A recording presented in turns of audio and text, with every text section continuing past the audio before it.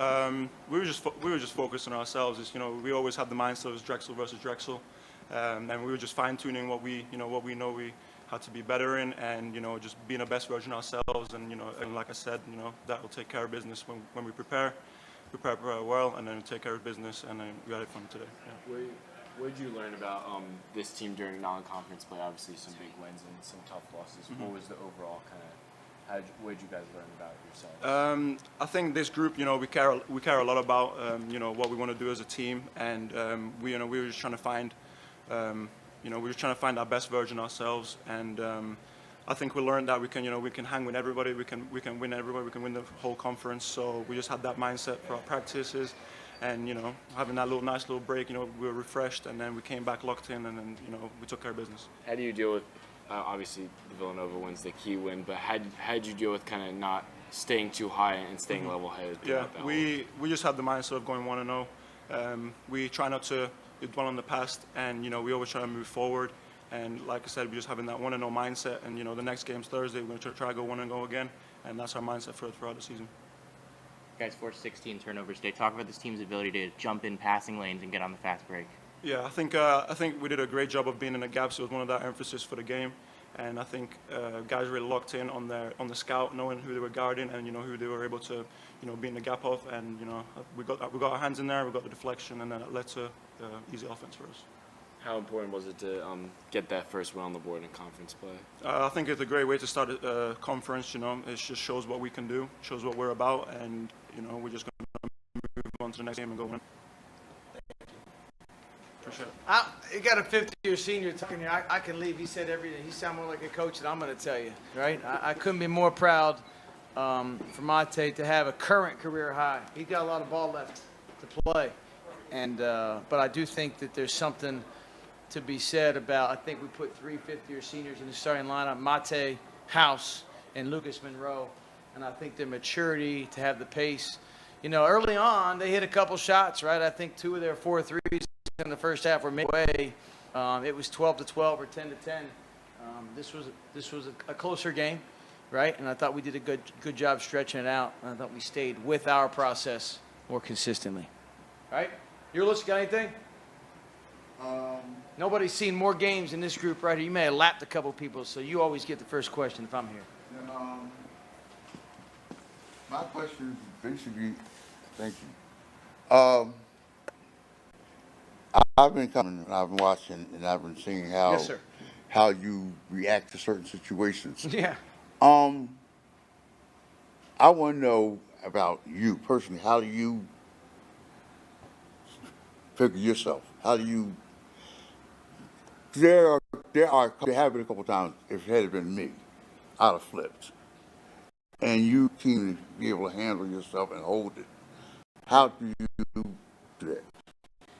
I'll say this a couple different ways, but I'm going to give you the easy answer. That's my role in the team, right? If I flip out, it gives other guys and younger, less emotional guys or more emotional guys at this point in their life to go a little haywire. So I need to be solid and strong for them. 1, I can stay calm and evaluate the game. 2, all right, it's my job to set the tone, and it flows downhill. And it's easy to do, though, when the next guy is Mate Okris.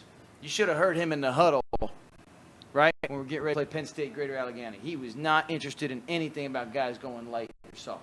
You should have heard Luke House in the huddle, right, with 2 minutes to play at Villanova after we gave up a couple offensive rebounds, which is something we still need to clean up from today, all right? When you got voices and veterans, right, that's called a player-led team, and I allow them to do that, and it makes us better. And it gives us a higher ceiling, right?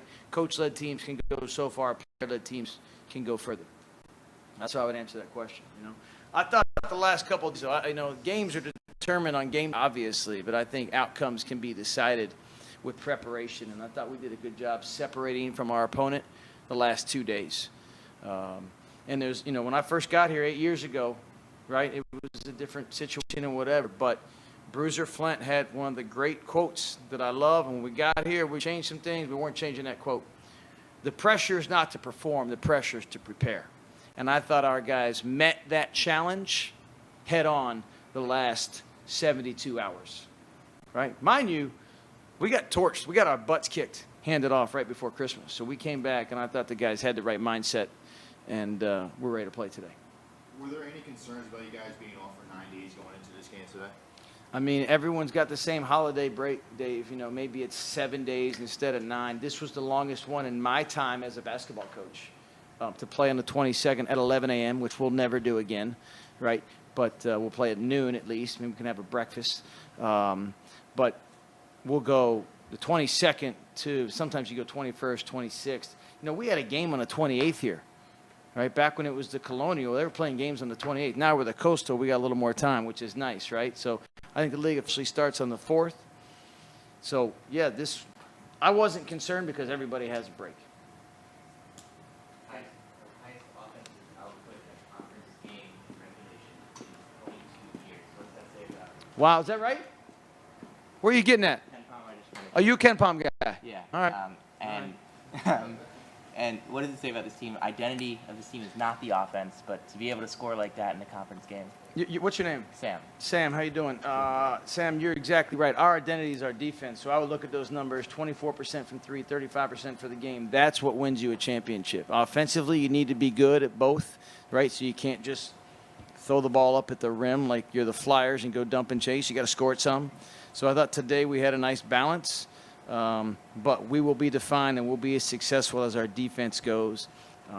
We've been more dominant in rebounding this year, one of the best teams from that standpoint. I'm sure you'll look at that as well, Sam. But 36 tied up in rebounding and then also lost the O-board battle. So we can't give up 15 offensive rebounds every single game, expect to win. You can do that when you make 11 threes, which we haven't done at all this year, right?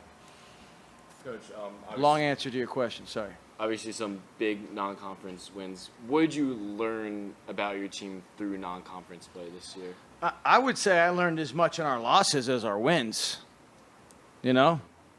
Loss is almost an acronym. Lots of, can't use the word I want to use, right? But situations take place. Lots of stuff takes place. And when that happens, you got to learn from it. And I think we learned from those 6 losses just as much as our wins, right? So I thought we challenged ourselves. I thought every one of those games there was something to play for, whether it was 3 Big 5 games. You know, there are Big 5 games here in Philly. Any other schedule, that's an American team, an A-10 team, and a Big East team. Not many teams in our league are doing that and then playing at West Virginia, right? Bryant, a regionally dominant team. Winthrop, regionally dominant. I loved our schedule, how it prepares us, and I think it may have showed today, but guess what? Doesn't mean anything, right? We have another game on Thursday against a team that's picked to win the league. How do you? In that first half, shooting the ball well, and the defense was very active. Did you see one end and one feeding over the other? I think it's natural that it does, but you know, you were here when we beat William and Mary. We hit 1 3, right? We're never going to assume the ball's going to go in, right? Even at your best night, you're going to shoot. Sam, right? This is what you say. Best night in 22 years. We shot 40. We shot 42% in the second half, right? So we only half the time it's going to go in. You better defend every single possession, and that's where we're going to hang our hat. That's where we've gotten better over 8 years. I think we're a consistent defensive team. Yes, having a shot blocker helps, but there's a lot of times he's not on the floor. I think we're a very solid defensive team. And I look at Justin Moore, Jamie Bergens. Guys are able to get in passing lanes, get deflections, and be active. So that 11 steals, then that's a very meaningful stat for you? It's kind of, it kind of takes care of itself. We're not going into a game and say we got to get steals. Amari, I don't really coach steals. Right? Amari sees him, he gets him, he takes him. He also went for one and didn't get him. It cost us a bucket to start the second half. Right? So you let guys play to their strength a little bit. He's going to block shots and get steals and make a difference. But I thought other than those plays, I thought we were very solid. Coach, how do you build off this performance and stay consistent throughout conference play? We're not going to build. We're going to reset, and we're going to try and go 1-0. I got a lot of cliches. That's the one we're sticking with right now. Right?